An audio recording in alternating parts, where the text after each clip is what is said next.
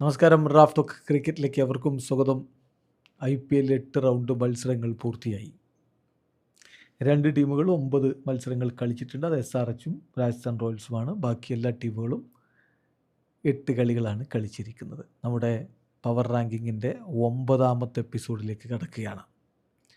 ഓരോ റൗണ്ട് പൂർത്തിയാകുമ്പോഴും ടീമുകളുടെ പ്രകടനങ്ങൾ വിലയിരുത്തി അവരുടെ ഇനിയുള്ള മത്സരങ്ങൾ ഏതൊക്കെയാണെന്ന് നോക്കി താരങ്ങളുടെ അവൈലബിലിറ്റിയും ഫോമും എല്ലാം സമഗ്രമായി അപഗ്രഥിച്ച് നമ്മൾ നിലവിൽ ആർക്കാണ് കൂടുതൽ കിരീട സാധ്യത എന്ന് പരിശോധിക്കുന്ന പവർ റാങ്കിങ് കഴിഞ്ഞ 4-5 വർഷക്കാലമായിട്ട് നമ്മൾ ചെയ്തു വരുന്നതാണ്. നിങ്ങളുടെ മികച്ച പിന്തുണയാണ് ഈ സീരീസിനെ മുന്നോട്ട് കൊണ്ടുപോകുന്നത്. ഓരോ റൗണ്ട് കഴിയുമ്പോഴും നമ്മൾ ഇതിൽ അപ്ഡേഷൻ വരുത്താറുണ്ട്. നമ്മൾ 9ാമത്തെ എപ്പിസോഡിലേക്ക് കടക്കുന്നു.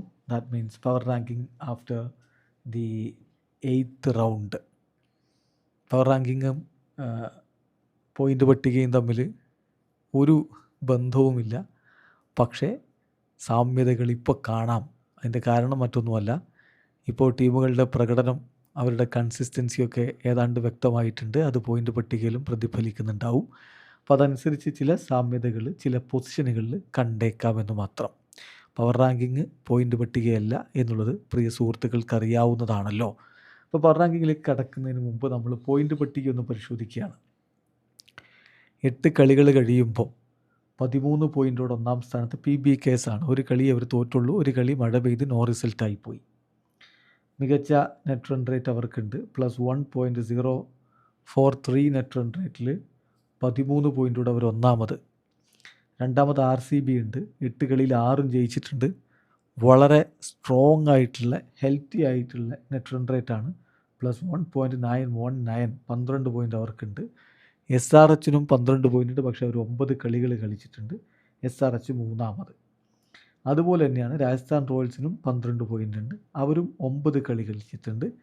നെറ്റ് റൺ റേറ്റിൽ SRHനേക്കാൾ പുറകിലായതുകൊണ്ടാണ് അവർ 4ാമത് വരുന്നത്. നോക്കുക, ഈ ടോപ്പ് 4ലുള്ള ടീമുകൾ ഒപ്പത്തിനൊപ്പം പിടിക്കുന്ന കാഴ്ചയാണ് ഇപ്പോൾ നമ്മൾ കണ്ടുകൊണ്ടിരിക്കുന്നത്. പിന്നെ GT 8 കളി 8 പോയിൻ്റ്, അവരാണ് 5ാം സ്ഥാനത്ത്. 8 കളി 6 പോയിൻ്റുള്ള 2 ടീമുകളുണ്ട്. അത് CSKയും DCയുമാണ്. നെറ്റ് റൺ റേറ്റിൻ്റെ ചെറിയ ആനുകൂല്യത്തിൽ CSK 6ാമതും DC 7ാമതും നിൽക്കുന്നു. KKR തുടരെ പരാജയങ്ങളും മറ്റുമൊക്കെ ആയിട്ട് മഴ പെയ്ത് കിട്ടി ഒറ്റ പോയിൻ്റും കൊണ്ട് നിൽക്കുകയായിരുന്നു. പക്ഷേ ഇപ്പോൾ തുടരെ 2 വിജയങ്ങൾ. അവർ 8ാം സ്ഥാനത്തേക്ക് കയറിയിട്ടുണ്ട്. 8 കളി 5 പോയിൻ്റ്. MIയും LSTയും പരിതാപകരമായ അവസ്ഥയിലാണ്. 8 കളികൾ കളിച്ചിട്ട് 2 കളികളെ ജയിച്ചുള്ളൂ. 4 വീതം പോയിൻ്റുകളുമായിട്ട് MI 9ാമതും LST 10ാമതും നിൽക്കുന്നു. ഇതാണ് നിലവിലെ പോയിൻ്റ് പട്ടിക. നമ്മൾ പവർ റാങ്കിങ്ങിലേക്ക് കടക്കുമ്പോൾ 10ാമത്, പവർ റാങ്കിങ്ങിൽ 10ാമത് മുംബൈ ഇന്ത്യൻസ് ആണ്. കഴിഞ്ഞ പവർ റാങ്കിങ്ങിൽ 7ാം സ്ഥാനത്ത് നിന്ന ടീമാണ്. പക്ഷെ ഇപ്പോൾ അവർക്ക് 10ാം സ്ഥാനം കൊടുത്തേ പറ്റൂ. അതാണ് അവരുടെ പെർഫോമൻസിൻ്റെ ഒരു അവസ്ഥ. ടീമിൽ മാറ്റങ്ങൾ വരുത്തി വിൽ ജാക്സിനെ ഇറക്കി നോക്കി. പക്ഷേ QDKക്ക് റിസ്റ്റ് ഇഞ്ചുറിയാണ്. അദ്ദേഹം കളിച്ചില്ല ഇപ്പോൾ കഴിഞ്ഞ കളി. അതുപോലെ തന്നെ രോഹിത് പരിക്കേറ്റ് പുറത്താണ്. ഇങ്ങനെയൊക്കെയുള്ള എക്സ്ക്യൂസുകളൊക്കെ പറയാമെങ്കിലും ടീം ഇപ്പോഴും ശക്തം തന്നെയാണ്. ആ ശക്തമായ ടീം പെർഫോം ചെയ്യുന്നില്ലെന്നേ. ബൂംറയുടെയൊക്കെ അവസ്ഥ എന്താണ്? 8 കളികൾ കളിച്ചിട്ട് 2 വിക്കറ്റുകൾ. ഇന്നലെയൊക്കെ വളരെ എക്സ്പെൻസീവായി അദ്ദേഹം ബോൾ ചെയ്യുന്ന അപൂർവമായ കാഴ്ചയും കണ്ടു. ട്രെൻറ്റ് ബോൾട്ട് പിന്നെ മോശമായതുകൊണ്ട് ഡ്രോപ്പ് ചെയ്യപ്പെട്ടാണ്. വീണ്ടും കൊണ്ടുവന്നിട്ട് ഒരു മാറ്റവും. ആകെ അല്ലാ ഗസിൻഫറാണ് എല്ലാ കളിയിലും 2 വിക്കറ്റെങ്കിലും എടുത്ത് കൺസിസ്റ്റൻസി കാണിക്കുന്നത്. സൂര്യകുമാർ യാദവിൻ്റെ ഫോം എന്താണ്? അതിനൊക്കെ അപ്പുറം എന്തൊക്കെയാണ് ടീം മാനേജ്മെൻറ്റ് കാട്ടിക്കൂട്ടുന്നത്? ഷാർദുൽ താക്കൂർ ഇമ്പാക്റ്റ് സബ്, എന്നിട്ടോ ഒരു ഓവർ ബൗൾ ചെയ്തോ? ഇല്ല. പിന്നെ എന്തിനാണ് ഇമ്പാക്റ്റ് സബ്ബായിട്ട് ഷാർദുൽ താക്കൂറിനെ ഇറക്കിയത്? അപ്പോൾ ഇങ്ങനെ ഡിസിഷൻസിലും മറ്റു കാര്യങ്ങളിലും ഒക്കെ മോശമായി പോകുന്ന ഒരു ടീമിനെ നമ്മൾ പിന്നെ 10ാം സ്ഥാനത്തല്ലാതെ വേറെ എവിടെ പ്രതിഷ്ഠിക്കാനാണ്? സോ നമ്മുടെ പവർ റാങ്കിങ്ങിൽ 10ാം സ്ഥാനത്ത് മുംബൈ ഇന്ത്യൻസ്, 9ാം സ്ഥാനത്ത് LSG. കഴിഞ്ഞ പവർ റാങ്കിങ്ങിലും LSG 9ാം സ്ഥാനത്തായിരുന്നു. തുടരെ പൊട്ടുകയാണ്. ഇനി എന്ത് എന്നത് അവരുടെ മുന്നിലൊരു ചോദ്യമാണ്. അപ്പോൾ അവരെ സംബന്ധിച്ചിടത്തോളം KKRനെതിരെയാണ് ഏറ്റവും ഒടുവിലത്തെ മത്സരം അവർ കളിച്ചിട്ടുണ്ടായിരുന്നത്. ആ കളിയിൽ സൂപ്പർ ഓവറിലേക്ക് കാര്യങ്ങളെ കൊണ്ടുവന്നെത്തിക്കാൻ പറ്റി. അതുമാത്രമേ ഒരു ആശ്വാസം എന്ന് പറയാനുള്ളൂ. തോറ്റു, പക്ഷേ സൂപ്പർ ഓവറിൽ തോറ്റുള്ളൂ എന്നുള്ളത്. അവരുടെ താരങ്ങൾ ഒട്ടും ഫോമില്ലാത്ത ചില താരങ്ങൾ എന്ന് പറഞ്ഞാൽ നമ്മൾ എടുത്തു പറയേണ്ട ഒരാൾ നിക്കോളാസ് പൂറനാണ്. ആ പൂറനെ പിടിച്ച് തന്നെയാണ് പിന്നെ ഈ സൂപ്പർ ഓവറിൽ ബാറ്റ് ചെയ്യാൻ വിട്ടത്. എങ്ങനെ ഉണ്ടാവും? അയാൾ അവിടെയും പരാജയപ്പെട്ടു. പിന്നെ പന്ത് കഴിഞ്ഞ കളിയിൽ 42 റൺസ് അടിച്ചു എന്നുള്ളത് ശരിയാണ്. പക്ഷെ അതൊന്നും ടീമിന് ഗുണകരമാവുന്ന രൂപത്തിലേക്കായിരുന്നില്ല.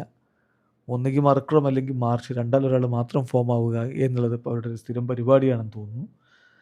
മൊത്തത്തിൽ ടീമിന് ഒരു മുന്നോട്ടുള്ള പോക്ക് അത്ര ശുഭകരമല്ല, സുഖകരമല്ല എന്ന് തോന്നാൻ തുടങ്ങിയിട്ട് കുറച്ചായി. അത് കണ്ടിന്യൂ ചെയ്യുകയാണ്. അവർ 9ാം സ്ഥാനത്താണ്.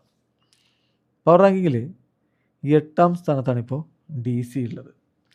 DCയെ സംബന്ധിച്ചിടത്തോളം നമ്മുടെ കഴിഞ്ഞ പവർ റാങ്കിങ്ങിൽ 6ാം സ്ഥാനത്ത് നിന്ന ടീമാണ്. അവർ പടിപടിയായി താഴേക്ക് ഇറങ്ങുന്ന ഒരു കാഴ്ചയാണ് ഇപ്പോൾ ഉള്ളതെന്ന് പറയാതെ വയ്യ. RCBയോട് കഴിഞ്ഞ കളിയിൽ അവർ എന്ത് കളിയാണ് കളിച്ചത്?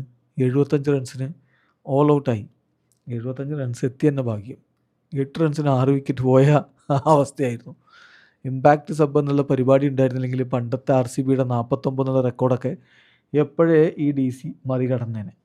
അപ്പോൾ കഴിഞ്ഞ കളി മാത്രമല്ല, അതിന് മുമ്പത്തെ കളിയിൽ PBKSനോട് അവർ 6 വിക്കറ്റിന് പൊട്ടി. അതിന് മുമ്പത്തെ കളിയിൽ SRHനോട് 47 റൺസിന് പൊട്ടി. തുടരെ 3 പരാജയങ്ങളും 3 കനത്ത പരാജയങ്ങൾ കൂടിയാകുമ്പോൾ ആ ടീമിൻ്റെ മുന്നോട്ട് പോക്കിൽ എനിക്ക് സംശയം ഇപ്പോൾ വരുന്നുണ്ട്. മികച്ച താരങ്ങളുണ്ട്. ഇപ്പോൾ സ്റ്റെപ്സൊക്കെ ഒരു കൺസിസ്റ്റൻസി കാണിക്കുന്നുണ്ട്. പിന്നെ അവരുടെ ഡേവിഡ് മില്ലർ, അതുപോലെ തന്നെ KL രാഹുൽ എന്തൊരു ബാറ്റിംഗ് ആണ് കഴിഞ്ഞ കളിയിൽ നടത്തിയത്. എന്നിട്ട് എന്ന് പറയുമ്പോൾ കഴിഞ്ഞ കളിയിൽ അവരെ സംബന്ധിച്ചിടത്തോളം നോക്കുക, അതായത് കഴിഞ്ഞ കളിയിൽ നിന്ന് ഞാൻ ഉദ്ദേശിക്കുന്നത് PBKSനെതിരെയുള്ള കളിയിലാണ്. കഴിഞ്ഞ കളിയിൽ പിന്നെ ആരും പ്രത്യേകിച്ച് ഒന്നും കാണിക്കാതെ 75 ഓൾ ഔട്ടായതാണ്. സോ KL രാഹുൽ സെഞ്ചുറി 150 ഒക്കെ അടിച്ച് അതിൻ്റെ മുമ്പത്തെ കളിയിൽ. അപ്പോൾ മൊത്തത്തിൽ ടീം പൂർണ്ണമായിട്ടും ഫോം ഔട്ടാണെന്നൊന്നും പറയാൻ പറ്റില്ല. എന്നാൽ എങ്ങനെയൊക്കെയോ തോൽവി അവർ സമ്പാദിച്ചെടുക്കുന്നുണ്ട് തുടർച്ചയായിട്ട്. അതുകൊണ്ട് മുന്നോട്ട് പോകാനുള്ള സാധ്യതകൾ കുറവാണ് എന്ന് പരിഗണിച്ചുകൊണ്ട് തന്നെ, അത് മനസ്സിലാക്കിക്കൊണ്ട് തന്നെയാണ് നമ്മളവർക്ക് 8ാം സ്ഥാനം കൊടുക്കുന്നത്. പവർ റാങ്കിങ്ങിൽ 7ാമതേക്ക് KKR. ഒരു കളി 2 കളി ജയിച്ചപ്പോഴേക്കും താൻ KKRനെ പിടിച്ച് മുകളിലേക്ക് അങ്ങ് വിട്ടോന്ന് ചോദിക്കാൻ ആളുണ്ടാവും. ശരിയാണ്. KKR 10ാമതായിരുന്നല്ലോ കഴിഞ്ഞ കുറച്ച് പവർ റാങ്കിങ്ങുകളായിട്ട്. 10ാമത് കിടന്ന ടീമാണ്. 10ഉം 9ഉം ഒക്കെ ആയിട്ട് നിന്ന ടീമാണ്. അവർ 7ാം സ്ഥാനത്തേക്ക് വരുന്നത് മറ്റൊന്നും കൊണ്ടല്ല, തുടർച്ചയായ 2 വിജയങ്ങൾ മാത്രമല്ല, അവരവരുടെ ടീം കോമ്പിനേഷൻ ശരിയാക്കി എടുക്കുന്നു എന്നൊരു ഫീൽ വരുന്നു. റിങ്കു സിംഗ് മികച്ച ഫോമിൽ കളിച്ചുകൊണ്ടിരിക്കുന്ന ഒരു കാഴ്ച. ഇപ്പോൾ കഴിഞ്ഞ കളിയിൽ സൂപ്പർ ഓവറിലാണ് ടീം ജയിച്ചതെങ്കിലും റിങ്കുവിൻ്റെ ഒരു കോൺട്രിബ്യൂഷൻ നമ്മൾ എടുത്തു പറയണം. അതിനു മുമ്പ് RRനെ തോൽപ്പിക്കുമ്പോഴും, അതും മികച്ച ഫോമിൽ കളിക്കുന്ന RRനെ തോൽപ്പിക്കുമ്പോഴും റിങ്കുവിൻ്റെ വക മികവുണ്ടായിരുന്നു.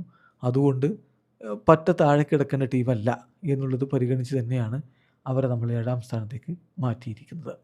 ഇനി പവർ റാങ്കിൽ 6ാം സ്ഥാനത്താണ് GT. ഇപ്പോൾ GTയെ സംബന്ധിച്ചിടത്തോളം അവർക്ക് ഈ പറഞ്ഞ പോലെ കൺസിസ്റ്റൻസിയുടെ ഇഷ്യൂ ഒക്കെ എല്ലാവർക്കും പറയാനുണ്ടാവും. എന്നാൽ പോലും ടോപ്പ് 4 പ്രതീക്ഷ വെക്കാവുന്ന ഒരു ടീമാണിപ്പോൾ GT. കഴിഞ്ഞ കളിയിൽ CSKയെ ചെപ്പോക്കിലിട്ട് അവർ തീർത്തു. ആ തീർത്തതാവട്ടെ വളരെ ആധികാരികമായിട്ടായിരുന്നു. അപ്പോൾ അത് നമ്മൾ കാണാതെ പോകരുത്. ഇനിയുള്ളവരുടെ മത്സരങ്ങൾ എന്ന് പറഞ്ഞാൽ ഇന്ന് RCBക്കെതിരെ കളിയുണ്ട്, അതിനുശേഷം PBKSനെതിരെ കളിയുണ്ട്. രണ്ടും നല്ല ഒരു പരീക്ഷണമായിരിക്കും. അതിനുശേഷം RRനെതിരെ, അതിനുശേഷം SRHനെതിരെ കടുത്ത പോരാട്ടങ്ങളിലേക്ക് അവർ കടക്കുകയാണ്. സോ ടോപ്പ് 4 പിടിക്കണമെങ്കിൽ വരുന്ന 3-4 കളികളിൽ GTക്ക് അവരുടെ മികവെന്താണ് എന്ന് കാണിച്ചേ പറ്റൂ. സായി സുദർശൻ ഇപ്പോൾ ഫോമിലാണ് എന്നുള്ളവർക്ക് പ്രതീക്ഷയ്ക്ക് വകവെക്കുന്നതാണ്. അതുപോലെ തന്നെ അവരുടെ ജോസ് ബട്ട്ലറും പിന്നെ ശുഭൻ ഗില്ലും ഒക്കെ മികവ് കാണിച്ചാൽ ടോപ്പ് 4 എന്നുള്ളത് അവർക്ക് കിട്ടാക്കാനിയൊന്നുമല്ല. സോ GT നമ്മുടെ പവർ റാങ്കിങ്ങിൽ 6ാം സ്ഥാനത്ത് വരുന്നു. പവർ റാങ്കിങ്ങിൽ 5ാം സ്ഥാനത്താണ് CSK. കഴിഞ്ഞ പവർ റാങ്കിങ്ങിൽ CSK നമ്മൾ 4ാം സ്ഥാനത്ത് പ്രതിഷ്ഠിച്ചത് വലിയ രൂപത്തിലുള്ള വിമർശനങ്ങൾക്കും ചോദ്യം ചെയ്യലുകൾക്കും ഒക്കെ വിധേയമായിരുന്നു. ഇപ്പോൾ കഴിഞ്ഞ കളി CSKക്കെതിരെ ആധികാരികമായിട്ട് GT ജയിച്ചു എന്ന് പറയുമ്പോഴും CSK നമ്മൾ എഴുതി തള്ളുന്നില്ല. CSKക്ക് തിരികെ വരാൻ കഴിയുമെന്ന് തന്നെയാണ് ഞാൻ ഉറച്ച് വിശ്വസിക്കുന്നത്. CSK നമ്മുടെ പവർ റാങ്കിങ്ങിൽ 5ാം സ്ഥാനത്താണ്. മികവ് കാണിക്കേണ്ടതുണ്ട് ചില താരങ്ങൾ എന്ന് പറഞ്ഞാൽ, ഇപ്പോൾ ശിവൻ ദ്യൂബയുടെ കളി എന്താണ്? അതുപോലെ തന്നെ സഞ്ജു സാംസൺ, ശരിയാണ് 2-3 മികച്ച ഇന്നിങ്സ് അദ്ദേഹത്തിൽ നിന്നുണ്ട്. അത്രയേ ഉള്ളൂ. ബാക്കി ഇന്നിങ്സുകളൊന്നും മികവില്ല. അവിടെ ആ പ്രശ്നം. കൺസിസ്റ്റൻസി എന്നുള്ളൊരു ചോദ്യം അവിടെ ഉയരുന്നുണ്ട്. അതുപോലെ സർഫ്രാസ് ഖാൻ്റെ കാര്യത്തിൽ അദ്ദേഹവും കൺസിസ്റ്റൻസി ഒട്ടും പുലർത്തുന്നില്ല. ബ്രവിസ് ഇങ്ങനെ കുറേ സംശയങ്ങൾ അവർക്കുണ്ട്. എന്നാൽ പോലും ഈ താരങ്ങൾ തങ്ങളെ കൊണ്ട് ക്ലിക്കാവാൻ കഴിയും എന്നുള്ളതൊക്കെ വാങ്കഡയിലൊക്കെ പോയി കാണിച്ചതുമാണ്. അതുകൊണ്ട് നമ്മൾ എഴുതി തള്ളേണ്ട കാര്യമില്ല. പിന്നെ ബൗളിങ്ങിൽ തങ്ങളാലാവുന്ന ശ്രമങ്ങൾ ഇപ്പോൾ നൂർ അഹമ്മദ് ആണെങ്കിലും അഖിൽ ഹുസൈൻ ആണെങ്കിലും ഒക്കെ നടത്തുന്നുണ്ട്. ജെയ്മി ഓവേർട്ടനും അതുപോലെ തന്നെ മികവ് കാണിക്കുന്നു. പിന്നെ എടുത്തു പറയേണ്ട ആൾ അൻഷുൽ കംബോജാണ്. സോ ബൗളിങ്ങിൽ അവർക്ക് കാര്യങ്ങൾ ഒരുവിധം ഹാൻഡിൽ ചെയ്യാൻ കഴിയുന്നുണ്ട്. ബാറ്റിംഗ് എന്തുകൊണ്ടാണ് ആ ഒരു മികവിലേക്ക് എത്താത്തതെന്നുള്ളതാണ് ചോദ്യം. തല ധോണി അടുത്ത കളി കളിക്കുമോ എന്നുള്ളത് കണ്ടറിയേണ്ടതുമുണ്ട്. ഏതായാലും CSK at number 5. Number 4 Rajasthan റോയൽസാണ്. നിങ്ങൾക്കറിയാലോ, രാജസ്ഥാൻ റോയൽസ് വൈഭവ് സൂര്യവംശിയുടെ മിന്നലടിക്ക് അതിൻ്റെ കരുത്തിൽ മുന്നോട്ട് കുതിച്ചുകൊണ്ടിരിക്കുകയാണ്. പിന്നെ അദ്ദേഹത്തിൽ നിന്ന് അടി കിട്ടാത്തവരായിട്ട് ആരുമില്ല എന്നുള്ളതാണ് അവസ്ഥ. ഇപ്പോൾ കഴിഞ്ഞ കളിയിൽ PBKസിനെ തന്നെ അവർ തീർത്ത് കളഞ്ഞു. ഈ IPL മറ്റാർക്കും തോൽപ്പിക്കാൻ പറ്റാതെ കുതിച്ചു പാഞ്ഞുകൊണ്ടിരുന്ന PBKസിനെ അവർ 6 വിക്കറ്റിന് പരാജയപ്പെടുത്തിയിട്ടുണ്ട്. സോ രാജസ്ഥാൻ റോയൽസിനെ സംബന്ധിച്ചിടത്തോളം നല്ല പ്രതീക്ഷയ്ക്ക് വകയുള്ള ഒരവസ്ഥ തന്നെയാണ്. SSC ജയ്സ്വാൾ ഇപ്പോൾ കഴിഞ്ഞ കളിയിൽ അർദ്ധ സെഞ്ചുറി നേടിയിരുന്നു.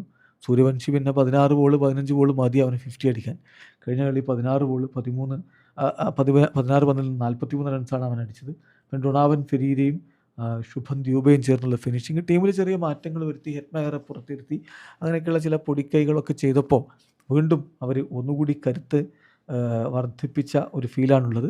Rajasthan Royals is at number 4. Then RCB at number 3. കഴിഞ്ഞ പവർ റാങ്കിങ്ങിൽ ഇതേപോലെ തന്നെയാണ്. RCB 3-ാം സ്ഥാനത്തായിരുന്നു.